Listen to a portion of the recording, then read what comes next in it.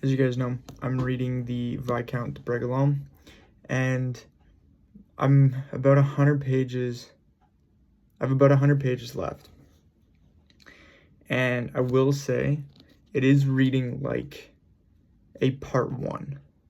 I don't know if you guys know what I mean by that, but you know when you split a movie into two parts, part one is just build up, and then right near the end, you kind of get that conflict leading into part two. And that's kind of what's going on here.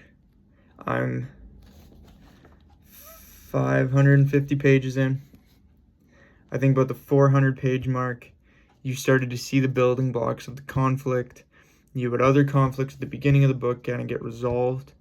And I mentioned the power shifts. So those are continuing now. But the 450, 500 page mark, I started to see the building blocks of what is going to be the major conflict, or what I think is going to be the major conflict of part two, and then maybe part three. I don't know how this plays out. I've never read this before. I know no spoilers. So that's kind of my thinking. But you can see the two pillars kind of rise against each other.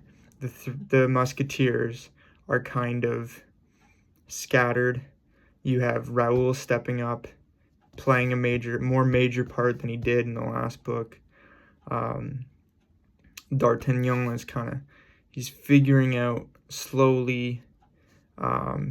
He was just made captain, spoiler alert. But yeah, it's reading like a part one. Like, it's very lengthy to get into, but stuff still happens. And then once you're in it near the end, it's hitting hard now. So I'm really excited for part two. And then I'm hoping part two is like the conflict, and part three is kind of resolving that conflict and moving forward. That's what I think. But again, I don't know. I know nothing about this series.